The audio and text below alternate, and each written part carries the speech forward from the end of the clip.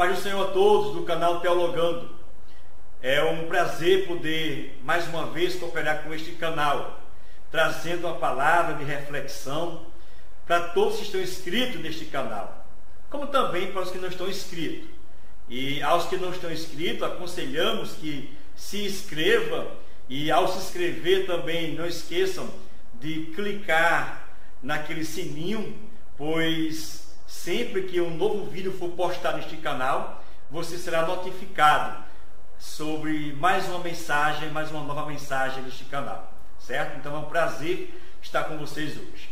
Bem, eu quero compartilhar com vocês de mais uma mensagem que tem ardido no meu coração durante esses dias, e chegou a hora, o momento de compartilhar com vocês dessa mensagem. Eu quero convidar vocês a abrir a sua Bíblia no livro de Lamentações de Jeremias, capítulo 3, verso 39, que diz assim: de que se queixa, pois, o homem vivente? Queixe-se cada um dos seus pecados. Eu quero ler ainda mais um outro versículo, agora no Novo Testamento. Li um no Antigo, quero ler o outro no Novo Testamento. Carta do apóstolo Paulo aos Gálatas, capítulo 6, verso 7, que diz: não erreis, Deus não se deixa escarnecer, porque tudo que o homem semear, isso também ceifará. Queridos, estava meditando esses dias nesses textos bíblicos, e me veio a mensagem, cujo tema é: de quem é a culpa? O tema da mensagem de hoje é: de quem é a culpa? Como introdução, eu quero comentar rapidamente sobre duas síndromes, no sentido figurado, que permeia o coração da humanidade como um todo. A primeira síndrome é a da vítima, e a segunda síndrome é a síndrome da inocência. Pois bem, a primeira síndrome, a síndrome da vítima, é um problema que vem desde o Éden. Começou com Adão, quando Adão culpou a Eva, Eva depois culpou a serpente. E eu aqui acrescento, só faltou a serpente culpar a Deus, ou culpar o jardim, ou culpar as árvores. Enfim, é a síndrome da culpa, onde todos culpam alguma coisa ou alguém, em decorrência dos seus infortúnios, né, dos seus fracassos, do seu insucesso. Sempre estamos culpando alguém. É a síndrome da culpa. Culpamos o sistema, culpamos o governo, culpamos a sociedade, culpamos o país, culpamos os pais, os filhos, culpamos os pastores, culpamos a igreja, e chegamos, pasme, no ápice. Chegamos no ápice da culpa, da síndrome da culpa, chegamos a culpar até a Deus. É a síndrome da culpa, culpamos a todos e a todos, menos a nós mesmos dos nossos pecados. Mas como disse o texto ainda há pouco, do que se queixa, pois, o homem vivente? Queixe-se cada um dos seus pecados. A segunda síndrome é a síndrome da inocência. É quando a conta chega, porque um dia a conta vai chegar. E aí damos uma de inocente, ficamos perplexos, ficamos surpresos. Quer fazer aqui uma comparação, uma analogia? É quando alguém está no restaurante e o garçom chega com a conta e você fica surpreso. Mas por que é surpresa? Anteriormente você não viu o menu, estava lá as comidas com o preço, cada prato e o seu preço, e agora o garçom chega com a conta e você fica surpreso. Não deveria ficar surpreso, mas essa síndrome, a síndrome da inocência, ela é em decorrência a síndrome da culpa. Primeiramente culpamos alguém, aí depois damos uma de inocente. Quando a bomba explode em casa, quando o problema explode, certo? Aí queremos dar uma de inocente. Eu gosto sempre de aplicar, ou melhor, devemos sempre aplicar o texto, a mensagem, aos dias atuais, ao contexto em que vivemos.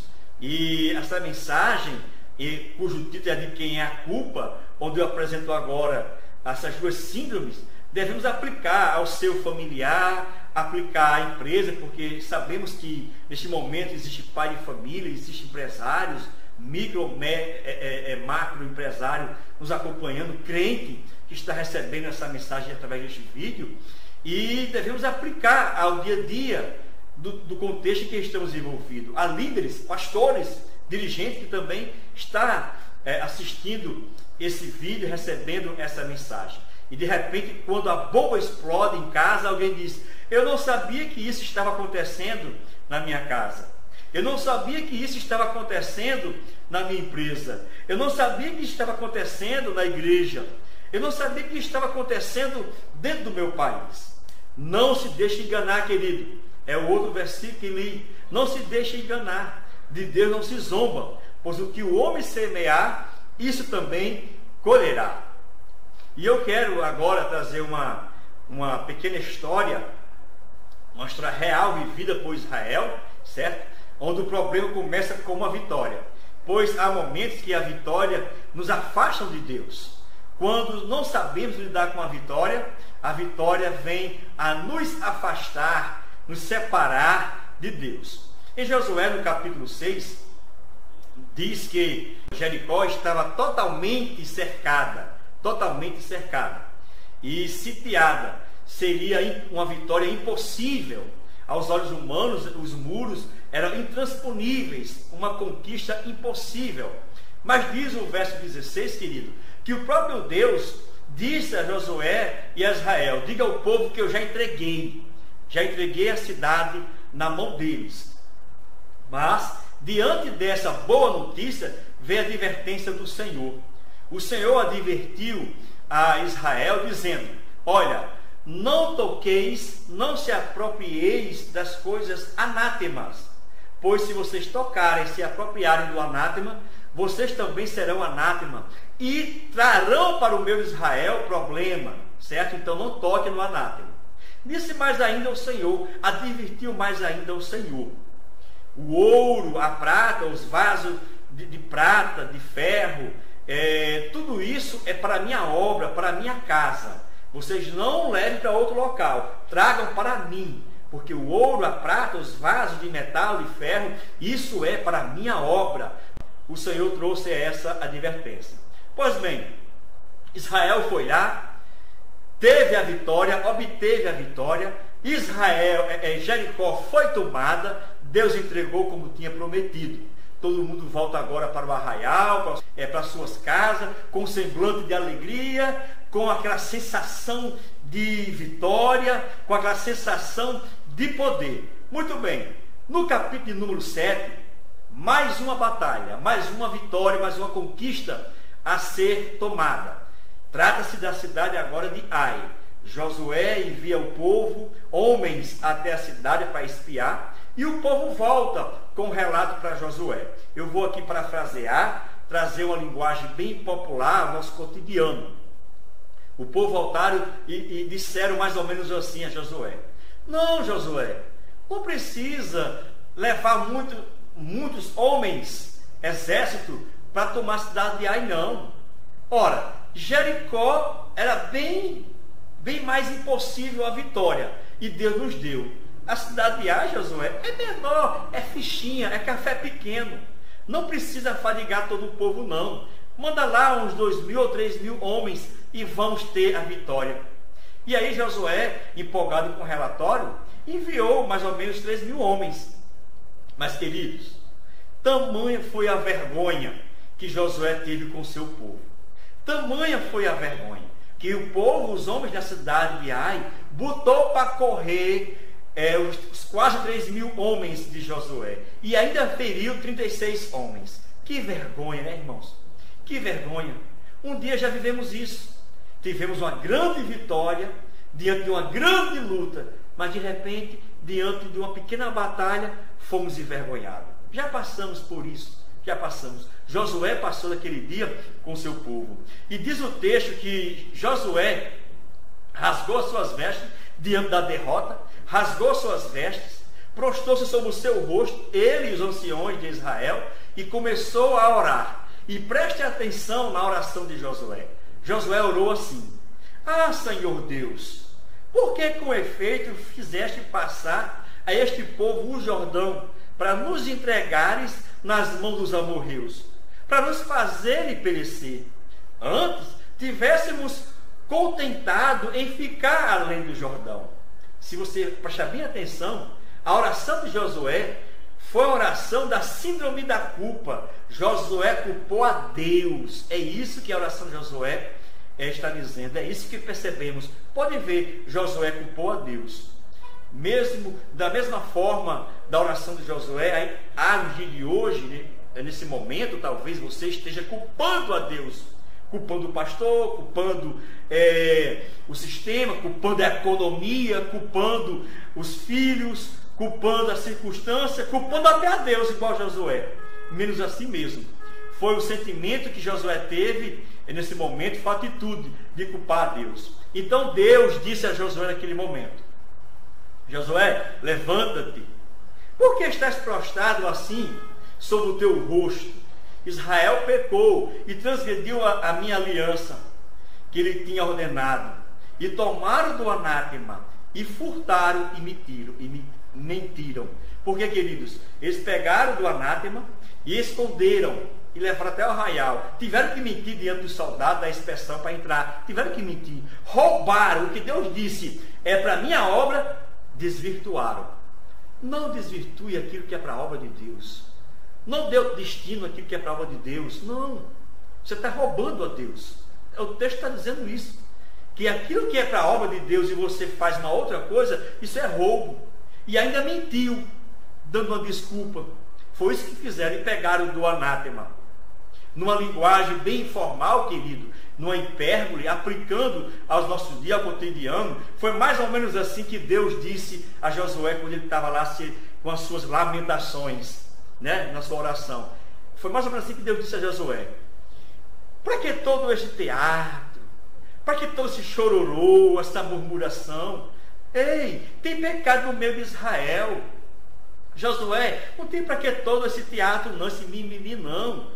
O que você está passando, o que vocês estão vivenciando da derrota, é pecado no meio de Israel. Tem pecado no meio do seu lar. Tem pecado na sua empresa.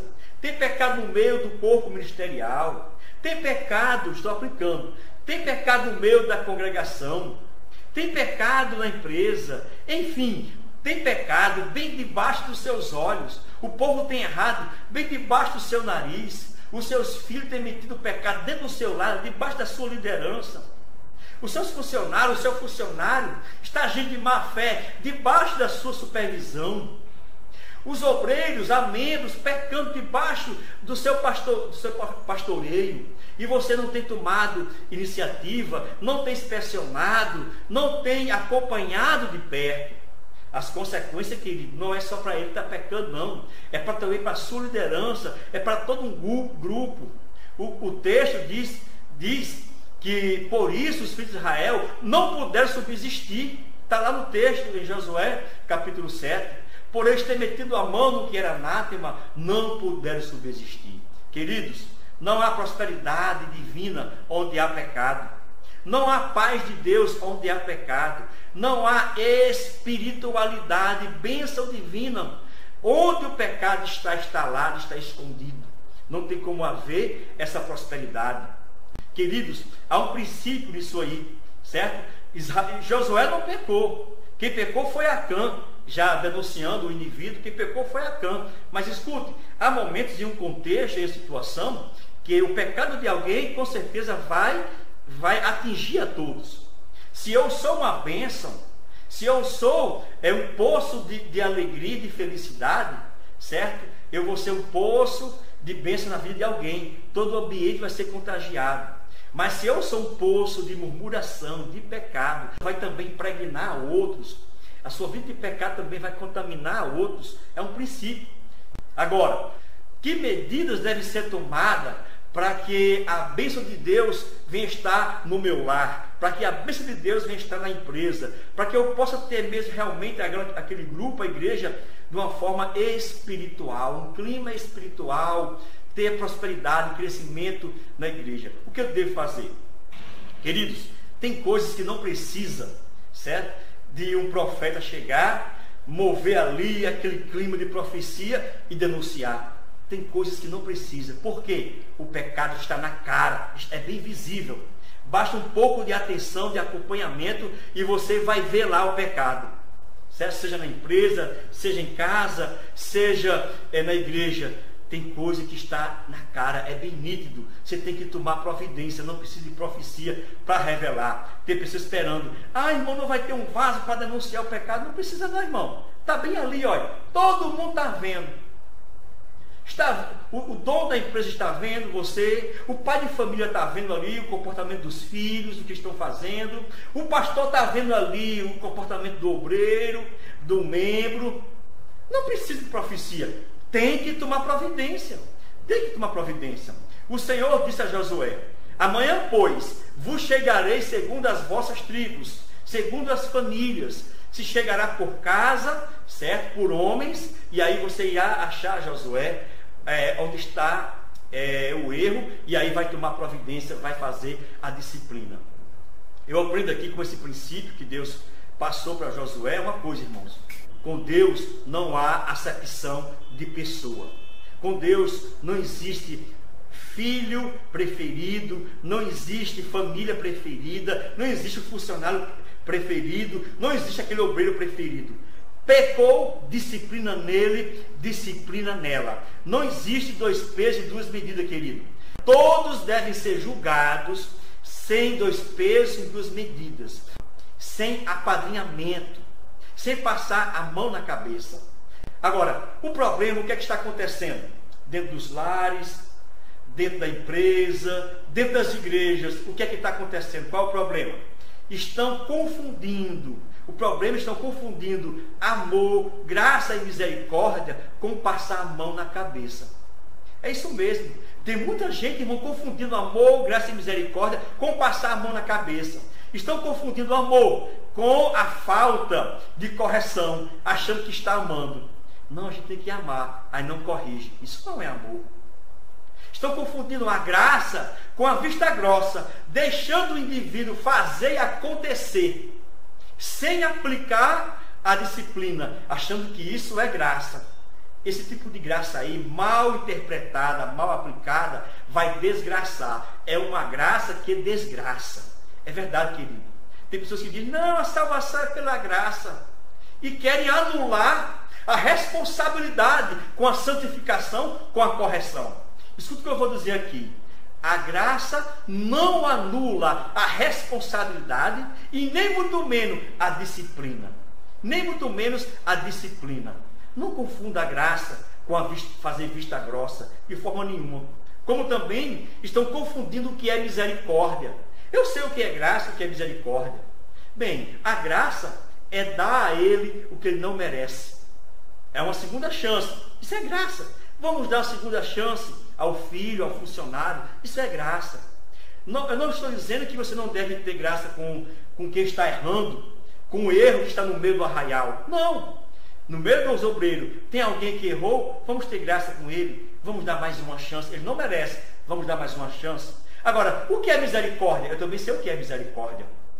Misericórdia é não dar ao indivíduo o que ele merece.